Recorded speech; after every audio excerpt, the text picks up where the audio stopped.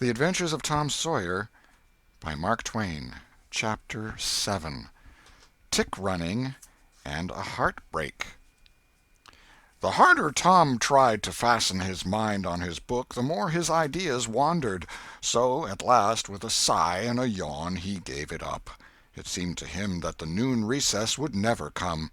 The air was utterly dead. There was not a breath stirring. It was the sleepiest of sleepy days. The drowsing murmur of the 25 studying scholars soothed the soul like the spell that is in the murmur of bees. Away off in the flaming sunshine, Cardiff Hill lifted its soft green sides through a shimmering veil of heat, tinted with the purple of distance. A few birds floated on lazy wing high in the air.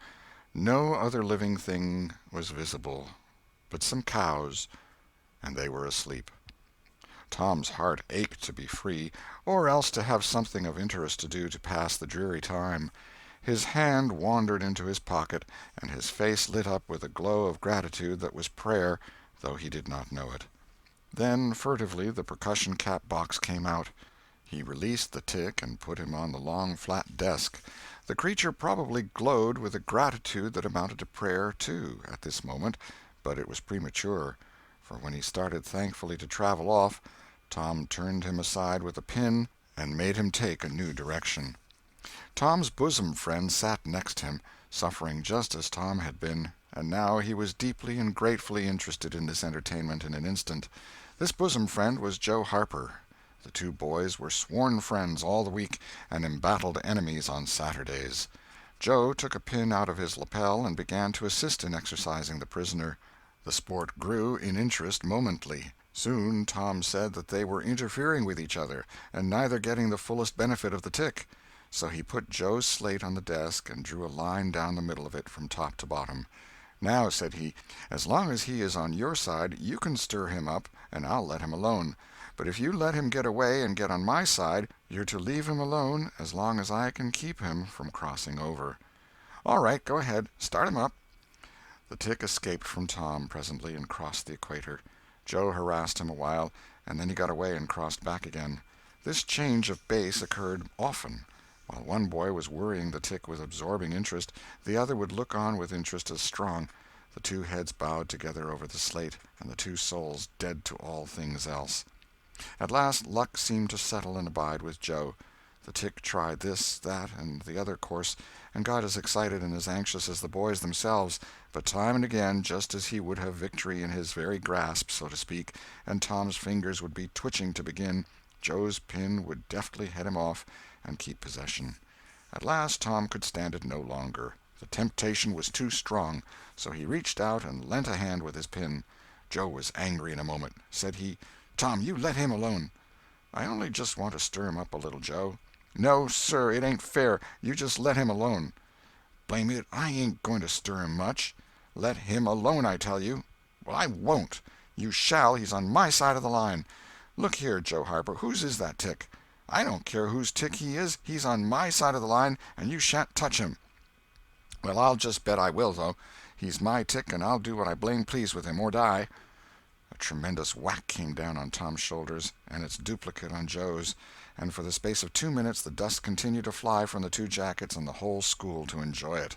The boys had been too absorbed to notice the hush that had stolen upon the school a while before, when the master came tiptoeing down the room and stood over them. He had contemplated a good part of the performance before he contributed his bit of variety to it. When school broke up at noon, Tom flew to Becky Thatcher and whispered in her ear, "Put on your bonnet and let on you're going home, and when you get to the corner, give the rest of 'em the slip, and turn down through the lane and come back. I'll go the other way, and come it over them the same way." So the one went off with one group of scholars, and the other with another. In a little while the two met at the bottom of the lane, and when they reached the school they had it all to themselves. Then they sat together with a slate before them, and Tom gave Becky the pencil and held her hand in his, guiding it, and so created another surprising house. When the interest in art began to wane, the two fell to talking. Tom was swimming in bliss. He said, "Do you love rats?" "No, I hate them." "Well, I do, too. Live ones. But I mean dead ones, to swing round your head with a string." No, I don't care for rats much anyway. What I like is chewing gum." "Oh, I should say so. I wish I had some now." "Do you? I've got some. I'll let you chew it a while, but you must give it back to me." That was agreeable, so they chewed it turn about, and dangled their legs against the bench in excess of contentment. "Was you ever at a circus?" said Tom. "Yes, and my pa's going to take me again sometime, if I'm good. I've been to the circus 3 or 4 times, lots of times. Church ain't shucks to a circus. There's things going on at a circus all the time. I'm going to be a clown in a circus when I grow up." "Oh, are you? That will be nice. They're so lovely, all spotted up." "Yes, that's so. And they get slathers of money, most $1 a day, Ben Rogers says. Say, Becky, was you ever engaged?" "What's that?" "Why, engaged to be married." "No? Would you like to?" "I reckon so. I don't know. What is it like?" "Like? Why, it ain't like anything. You only just tell a boy you won't ever have anybody but him, ever, ever, ever, and then you kiss, and that's all. Anybody can do it." "Kiss? What do you kiss for?" "Why, that, you know, is to— well, they always do that." "Everybody?" "Why, yes, everybody that's in love with each other. Do you remember what I wrote on the slate?" Yes." "What was it?" "I shan't tell you." "Shall I tell you?" "Yes, but some other time." "No, now." "No, not now. Tomorrow." "Oh, no, now. Please, Becky, I'll whisper it. I'll whisper it ever so easy." Becky hesitating, Tom took silence for consent, and passed his arm about her waist and whispered the tale ever so softly, with his mouth close to her ear, and then he added, "Now you whisper it to me, just the same." She resisted for a while, and then said, "You turn your face away so you can't see, and then I will. But you mustn't ever tell anybody. Will you, Tom? Now you won't, will you?" "No, indeed I won't. Now, Becky." He turned his face away, and she bent timidly around till her breath stirred his curls, and whispered, "I love you." Then she sprang away and ran around and around the desks and benches, with Tom after her, and took refuge in a corner at last, with her little white apron to her face. Tom clasped her about her neck and pleaded, "Now, Becky, it's all done, all over but the kiss. Don't you be afraid of that. It ain't anything at all. Please, Becky." And he tugged at her apron and the hands. By and by she gave up and let her hands drop.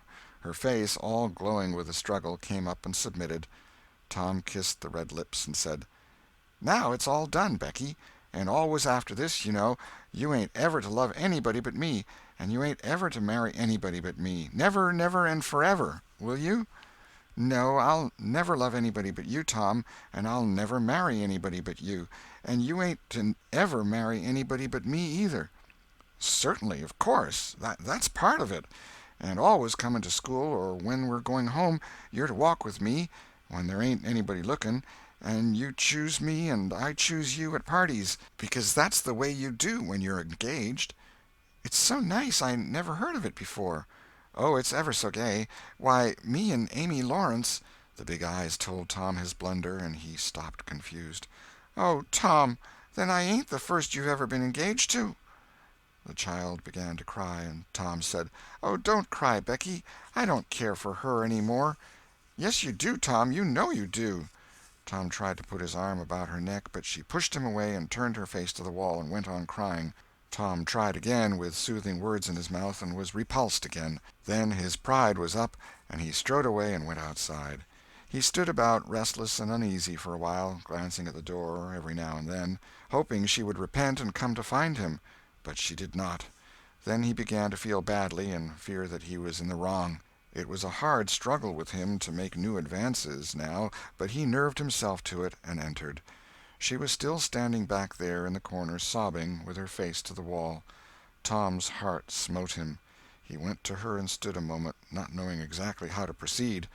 Then he said hesitatingly, "Becky, I don't care for anybody but you." No reply, but sobs. "Becky," pleadingly, "Becky, won't you say something?"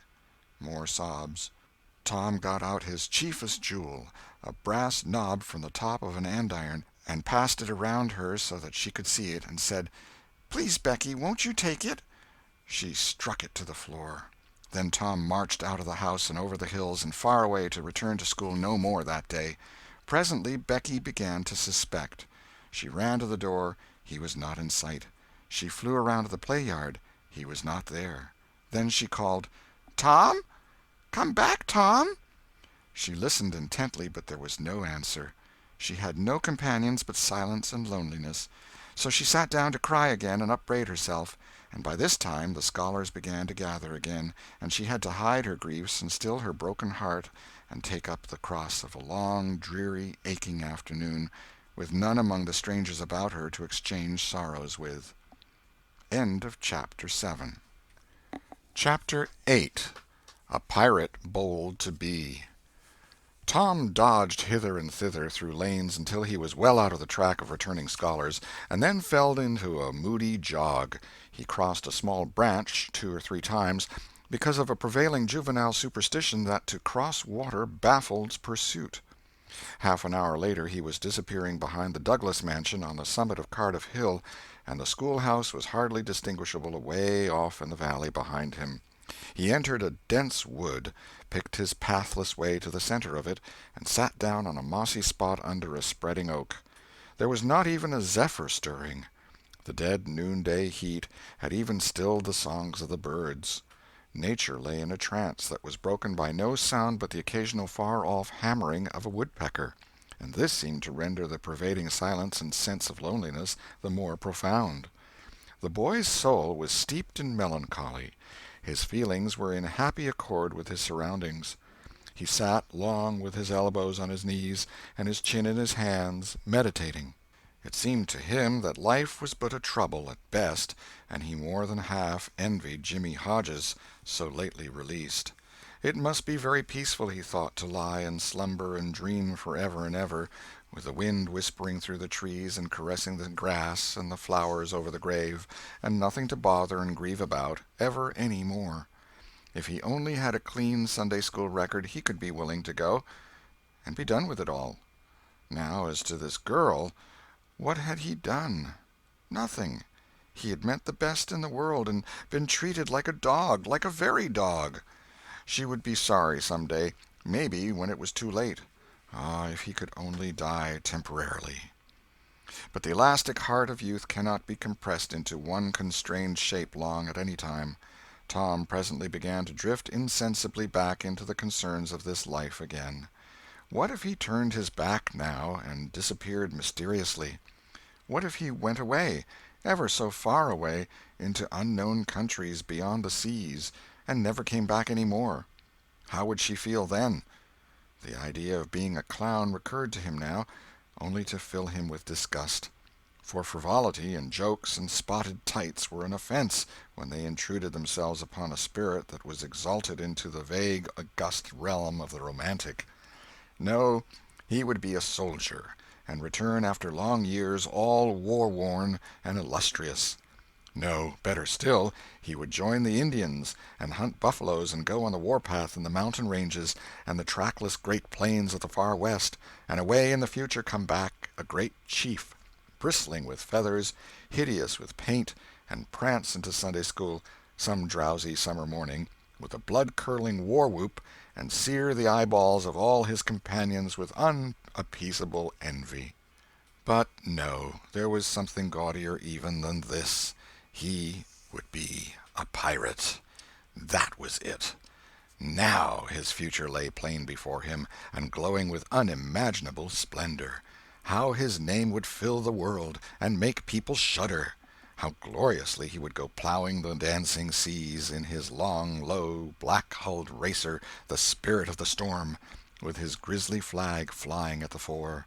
And at the zenith of his fame, how he would suddenly appear at the old village and stalk into church, brown and weather-beaten, in his black velvet doublet and trunks, his great jack-boots, his crimson sash, his belt bristling with horse-pistols, his crime-rusted cutlass at his side, his slouch hat with waving plumes, his black flag unfurled, with a skull and crossbones on it, and hear, with swelling ecstasy, the whisperings, "It's Tom Sawyer the pirate, the Black Avenger of the Spanish Main." Yes, it was settled. His career was determined. He would run away from home and enter upon it. He would start the very next morning. Therefore he must now begin to get ready. He would collect his resources together. He went to a rotten log near at hand and began to dig under one end of it with his Barlow knife. He soon struck wood that sounded hollow. He put his hand there and uttered this incantation impressively: "What hasn't come here, come. What's here, stay here." Then he scraped away the dirt and exposed a pine shingle. He took it up and disclosed a shapely little treasure house whose bottom and sides were of shingles. In it lay a marble. Tom's astonishment was boundless. He scratched his head with perplexed air and said, "Well, that beats anything." Then he tossed the marble away pettishly and stood cogitating. The truth was that a superstition of his had failed, here, which he and all his comrades had always looked upon as infallible.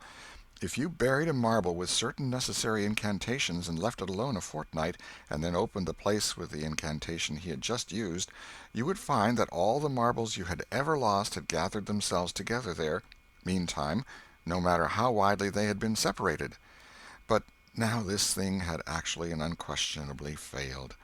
Tom's whole structure of faith was shaken to its foundations. He had many a time heard of this thing succeeding, but never of its failing before. It did not occur to him that he had tried it several times before, himself, but could never find the hiding-places afterward. He puzzled over the matter some time, and finally decided that some witch had interfered and broken the charm. He thought he would satisfy himself on that point, so he searched around till he found a small sandy spot with a little funnel-shaped depression in it. He laid himself down and put his mouth close to this depression and called, "Doodle-bug, doodle-bug, tell me what I want to know. Doodle-bug, doodle-bug, tell me what I want to know." The sand began to work, and presently a small black bug appeared for a second and then darted under again in a fright. "He doesn't tell, so it was a witch that done it. I just knowed it." He well knew the futility of trying to contend against witches, so he gave up discouraged. But it occurred to him that he might as well have the marble he had just thrown away, and therefore he went and made a patient search for it. But he could not find it. Now he went back to his treasure house and carefully placed himself just as he had been standing when he tossed the marble away. Then he took another marble from his pocket and tossed it in the same way, saying, "Brother, go find your brother." He watched where it stopped and went there and looked. But it must have fallen short or gone too far, so he tried twice more. The last repetition was successful. The two marbles lay within a foot of each other. Just here the blast of a toy tin trumpet came faintly down the green aisles of the forest. Tom flung off his jacket and trousers, turned a suspender into a belt, raked away some brush behind the rotten log, disclosing a rude bow and arrow, a lath sword, and a tin trumpet, and in a moment had seized these things and bounded away bare-legged with fluttering shirt. He presently halted under a great elm, blew an answering blast, and then began to tiptoe and look warily out, this way and that. He said cautiously to an imaginary company, "Hold, my merry men, keep hid till I blow." Now appeared Joe Harper, as airily clad and elaborately armed as Tom. Tom called, "Hold! Who comes into Sherwood Forest without my pass?" "Guy of Guisborne wants no man's pass. Who art thou that dares to hold such language?" said Tom, prompting, for they talked by the book from memory. "Who art thou that dares to hold such language?"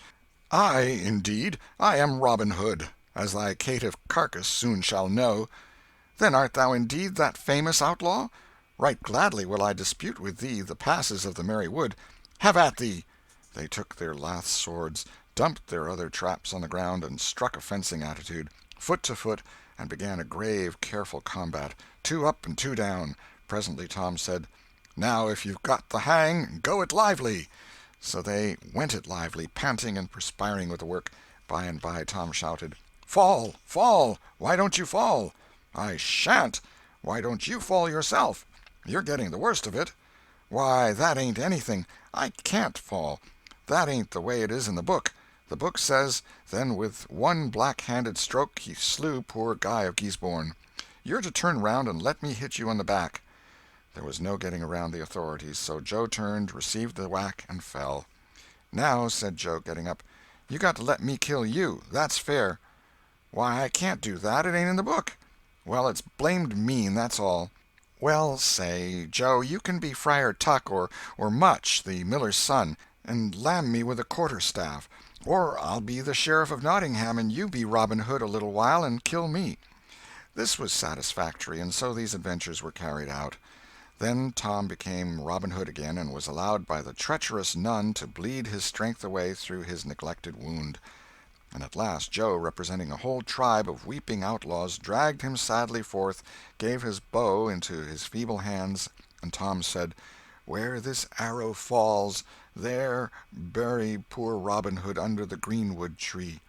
Then he shot the arrow and fell back and would have died, but he lit on a nettle and sprang up too gaily for a corpse. The boys dressed themselves, hid their accoutrements, and went off grieving that there were no outlaws any more, and wondering what modern civilization could claim to have done to compensate for their loss. They said they would rather be outlaws a year in Sherwood Forest than President of the United States forever.